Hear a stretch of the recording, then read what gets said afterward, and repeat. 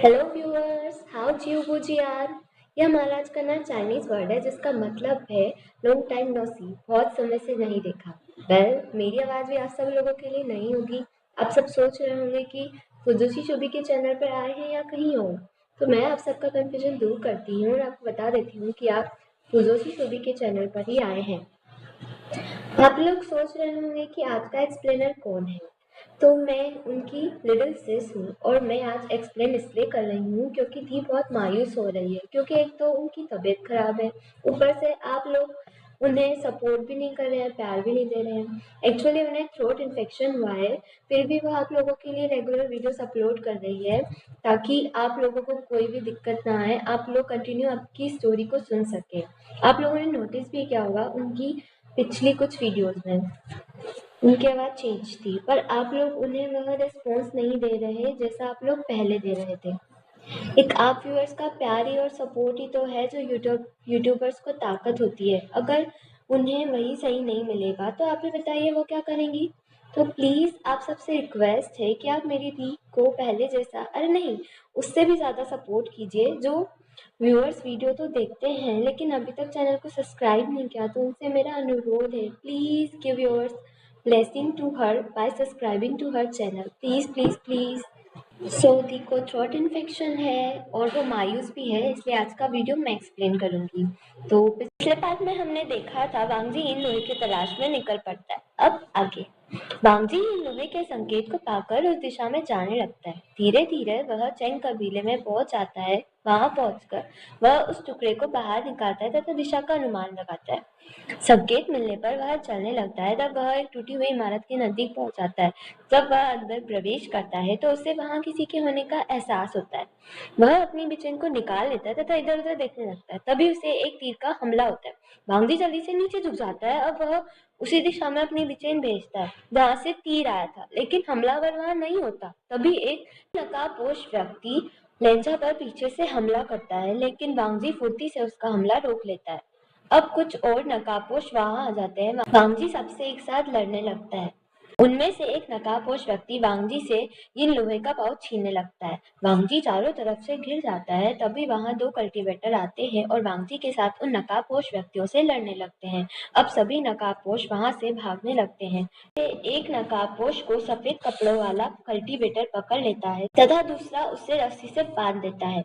वांगजी उन्हें मदद करने के लिए धन्यवाद देता है। वह आपस में एक दूसरे को ग्रीट करते हैं। वांगजी उनसे पूछता है कि आप कौन हैं। तब सफेद कपड़ों वाला व्यक्ति कहता है कि मैं शाओ शिंगचैन और यह सोंगलेन।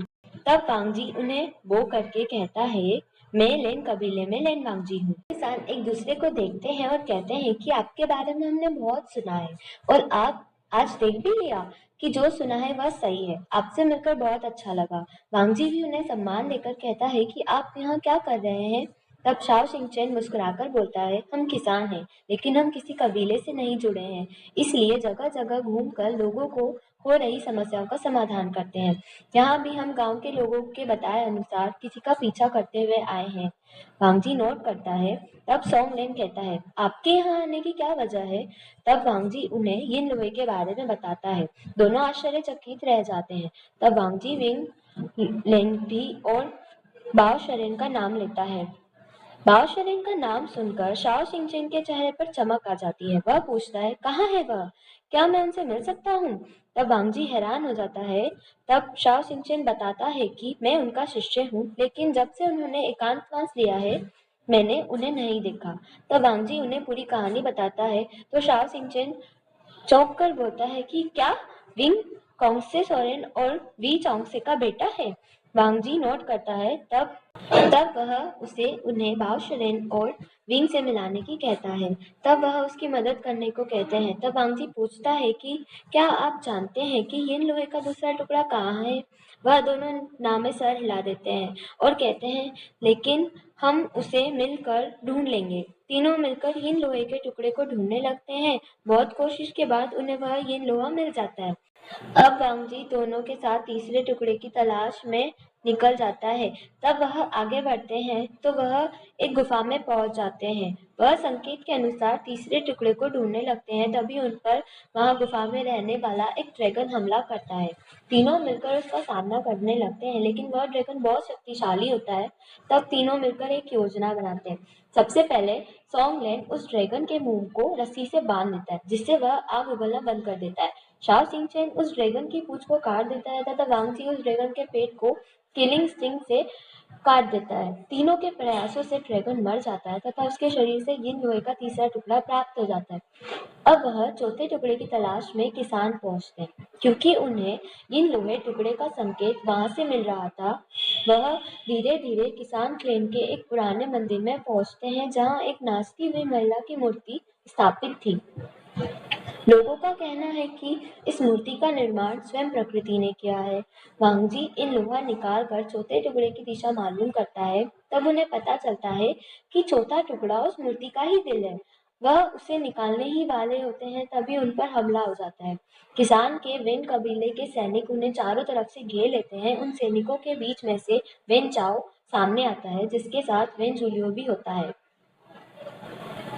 लेन चान वेन चाओ को वहां देखकर गुस्सा होता है और कहता है, वेन चाओ, यहाँ सब क्या है और तुम यहाँ क्या कर रहे हो? तब वेन चाओ कुटिल हंसी हंसता है और कहता है कि यह तो मुझे तुमसे पूछना चाहिए कि तुम यहाँ किसान में क्या करने आए हो। तुम शायद भूल गए हो कि किसान वेन कबीले का ही हिस्सा है। वांगजी कुछ नहीं बोलता। तब वेन चाओ कहता है, लेन वांगजी, तुम्हें क्या लगता है मुझे नहीं पता तुम यहाँ क्या लेने आए हो? इन लोहा इन लोहा तुम्हारे लिए नहीं, विन कबीले के लिए उपयोगी है। तो तुम्हारे लिए यही अच्छा हुआ कि तुम बाकी टुकड़े भी मेरे हवाले कर दो। सॉन्गलैंड को भी गुस्सा आ जाता है और वह कहता है कि बस वरना क्या कर लोगे? तब वेन चाओ कहता है, वेन जूलियो, इन सबको खत्म कर दो और इन लोहा मुझे ला कर दो। वेन जूलियो वांगजी पर हमला करने लगता है। दोनों में लड़ाई होने लगती है। इधर सॉन्गलैंड और शाओ सिंचेन वेन सैनिकों से लड़ने लगते हैं, लेकिन उनकी संख्या बहुत अधिक होती है। तभी तभी वहां अचानक लेन सीचेन, जियांग चेन, नी मिंगजू, नी वेसांग और जिन सिचुआन आ जाते हैं। जब सब मिलकर वेन चाओ और उनके सैनिकों से लड़ने लगते हैं, अपनी शिकस्त होते देख वेन चाओ मौका देकर मूर्ति के दिल को, जो यिन लोहे का बना था, निकाल कर भाग जाता है। दिल निकल जाने से मूर्ति जिंदा हो जाती है तथा सब पर हमला करने लगती है। वेन कबीले के आधे सैनिक मारे जाते हैं और आधे भाग जाते हैं। वेन जूलियो भी वहां से भाग जाता है। तब सब मिलकर मूर्ति से लड़ने लगते हैं। शीचेन अपनी बांसुरी से धुन बजाने लगता है। उसके साथ ही वांगजी भी अपनी गुचेन से मूर्ति पर वार करने लगता है। अब जिन जिशुआन और जियांग चेन उसे रस्सी से नियंत्रित करने की कोशिश करते हैं, लेकिन वह मूर्ति उन्हें उठाकर फेंक देती है।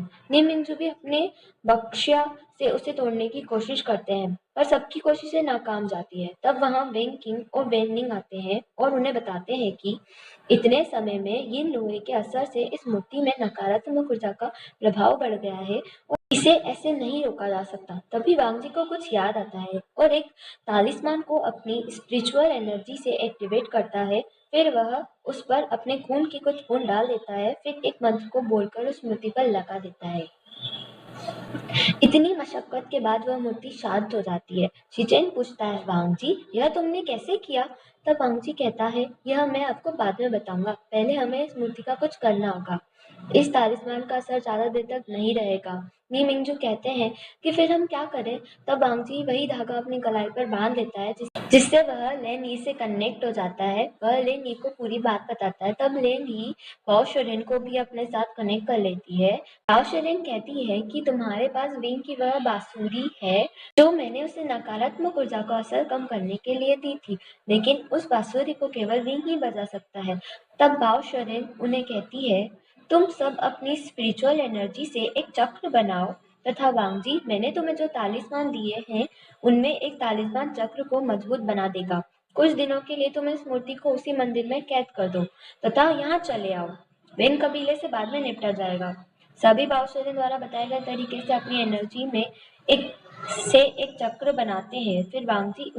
फिर वांगजी उस पर तालिस्मान लगा देता है और मूर्ति को उसी में कैद करके वे सभी वांगजी के साथ लेनी और बाओशेरन के पास चले जाते हैं। वहां पहुंचकर वांगजी इन लोहे के टुकड़े लेनी को दे देता है। बाकी सभी उन दोनों को वो करते हैं। बाओशेरन सबको आराम करने के लिए बोलती है। लेन जान व लेन सीचेन एक कमरे में बैठकर बात करते हैं। तो वांगजी पूछता है, भैया आपको कैसे पता लगा कि मैं किसान में हूँ? तब शिचेन कहते हैं, तुम्हारे पत्र के मिलने के बाद हमें पता चल गया था कि मास्टर भी किसी खतरे में है, लेकिन तुमने पत्र में सिर्फ उन्हें सुरक्षित होने की बात लिखी थी, लेकिन हमें यह पता लगाना था कि मास्टर विक को किसने गायब किया और क्यों। हम सभी ने अपने अपने क्लेम के माध्यम से खोजबीन शुरू की तथा धीरे धीरे परत दर परत गुत्थी सुलझने लगी। नी मिंजू को मेंग याओ ने बताया कि वेन कबीला कुछ कर रहा है, लेकिन क्या? तब नी मिंजू और जियांग चेन दोनों वेन चाओ और वेन जूलियो पर नजर रखने लगे। एक दिन वेन चाओ वेन जूलियो से कह रहा था कि उस विभूषान को तो मैं अपना पपेट बनाऊंगा, अगर उसे कोई बचाकर नहीं ले जाता तो अब तक मेरा पालतू जानवर बन जाता। तब हमें पता लगा कि मास्टर विक को वेन चाओ ने गायब किया, लेकिन क्यों, इसका पता नहीं चला और वह क्या करने वाले हैं मास्टर वी के साथ, उन्हीं का पीछा करते करते हम किसान पहुंचे। वहां हमें तुम लोग मिल गए, लेकिन यह यिन लोहे को तुम क्यों ढूंढ रहे हो? तो वांगजी पूछता है, भैया क्या आप यिन लोहे के बारे में पहले से जानते हैं? तो शिचेन नोट करके कहता है, मैं कुल प्रमुख हूँ और उसका एक टुकड़ा हमारे क्लेन में भी छिपाया गया था, जो शायद अब तुम्हारे पास है। वांगजी नोट करके शिचेन को शुरुआत से पूरी बात बताता है, कैसे वह लेनी और बाओशरिन से मिला, जिन्होंने विंग को वैन से बचाया, विंग ने मुझसे दूर जाने का फैसला क्यों लिया था तथा क्यों उसका गुस्सा इतना बढ़ गया है। आज के लिए इतना ही। अब हम अगले पार्ट में जानेंगे कि क्या लेंजा बाकी सबके साथ मिलकर बाकी के 2 टुकड़े ढूंढ पाएगा इन लोहे के या नहीं। और सॉरी गाइस, आगे जो मैंने कहा था अगर किसी को बुरा लगा हो तो उसके लिए दिल से सॉरी। अगर वीडियो अच्छा लगा हो तो please like share comment and please जो अभी तक वीडियो देख रहे हैं सब्सक्राइब नहीं किया है वो प्लीज़ सब्सक्राइब कर दें। हाँ, मैं एक बात कहना चाहूँगी, if you show your love to my the then I promise you that you will definitely get to hear my voice in the next few videos. If you want this, then tell me in the comment. Thanks for watching and sarange, matlab love you.